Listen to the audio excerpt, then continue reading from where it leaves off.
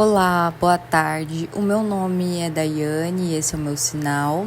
O tema da minha autobiografia é Literatura, o sonho de uma surda, mas a barreira o português. Eu tenho a identidade surda e eu quero contar um pouco da minha história, de como eu descobri surda. Como que eu me descobri uma pessoa surda? Então, eu nasci de 7 meses, era uma bebezinha pequena e a minha mãe já sentia que eu era diferente, que eu não ouvia. Depois, quando eu tive 1 ano, eu tive uma febre muito forte, isso fez com que eu perdesse a audição. Depois, quando eu tinha 3 anos, eu fui pro sítio junto com meu pai. E lá tinha várias madeiras, vários objetos, e eu ia brincar lá.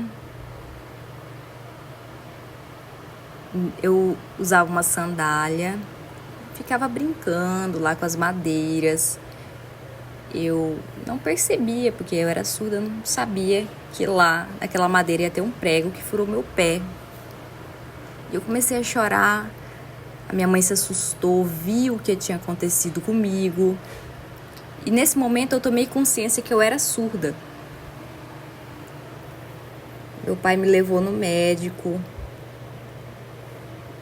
e perceberam lá que eu era uma criança surda. Porque eu gritava bastante, eu chorava muito.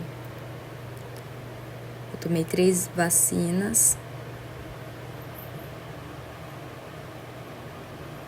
Limparam meu pé, tiraram todo o sangue, porque eu tinha furado com prego. Mas coçava tanto, eu só chorava. Eu retornei para casa com meus pais. Eu não conseguia falar, não falava nada. A minha mãe só ficava me olhando. E eu também era uma criança surda que só ficava olhando. Eu não conseguia falar, não oralizava. A minha mãe avisava que eu era uma criança surda para todo mundo. Os meus pais, eles eram ouvintes e eu era uma criança surda. Então, por isso eu não tive contato com a literatura quando eu era criança. Justamente por conta disso. Na educação infantil, eu fui para a escola quando eu tinha 4 anos de idade. Era uma escola perto do supermercado Rio Branco. Era pertinho de lá. Eu ia junto para a escola com meu pai e eu falava para ele que eu não gostava da escola, não gostava. Porque eu só queria chorar, eu ficava séria, eu falava, respondia não para as pessoas. Eu lembro de um momento que eu ficava chorando bastante e a professora Lealdina, ela veio conversar comigo, mas eu estava muito séria. Mas lá tinha surdos, jovens, adultos e crianças também. 4 em específico, 6 adultos. Meu pai, ele ficava preocupado porque eu não queria ficar conversando, não queria responder ninguém. A professora, ela conversava com os surdos, mas mesmo assim eu não queria, eu só chorava. Eu ficava na minha. Tinha uma árvore lá que eu lembro que eu ficava atrás dela, escondida, chorando, com saudade dos meus pais. Mas eu também teve um dia que eu fiquei curiosa. Eu fui ver, percebi que tinha 4 crianças surdas lá na escola. Tinha adultos também. Desses surdos, eu lembro desses 5 amigos de infância, que eram crianças surdas. Esse é o sinal da terceira, esse é o sinal da 4ª e esse é o sinal da 5ª criança. esses 5 amigos meus de infância. Tinha adultos também, eu achava tudo bem estranho. Eu lembro que um dia eu precisava ir no banheiro e a professora Leodina, ela ajudava os alunos, nós aprendíamos bastante, até os alunos surdos. Depois, com 7 anos, voltando mais um pouco atrás, a professora Leodina, ela nos aconselhava, ensinávamos. Ela também alfabetizou os alunos surdos. Então, depois, quando eu tinha 7 anos de idade, eu precisei mudar de escola. O nome da escola era Paul Harris. E quando eu cheguei na escola, a escola era totalmente diferente. Eu me mudei porque aquela escola tinha acabado. A minha mãe, ela me ajudava, ela ficava muito preocupada porque eu era uma criança muito quieta, não gostava de socializar com as outras crianças, eu sentia bastante saudade dos meus amigos da antiga escola. Mas mesmo assim eu consegui aprender.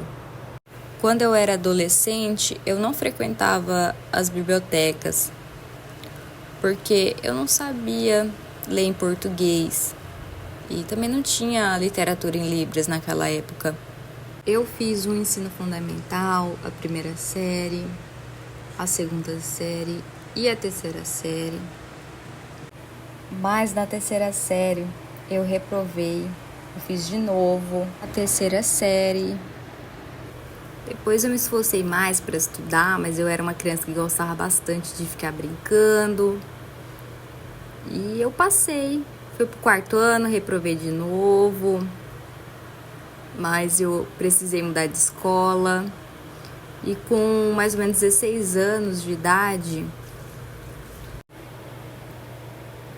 eu mudei para a escola Salomão Silva e eu estudava à noite junto com a minha irmã.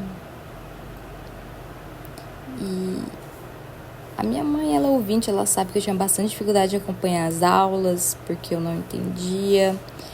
Eu fiz o 6º, 7º ano, mas eu não conseguia acompanhar as aulas porque era tudo em português, a prova era toda em português. E não tinha intérprete para me ajudar naquela época, não tinha nada. Eu ficava sozinha, só era eu mesmo que tentava responder aquelas provas. E também não tinha adaptação em Libras. Depois eu mudei de escola de novo, mas eu sempre fui estudiosa, me esforçava bastante.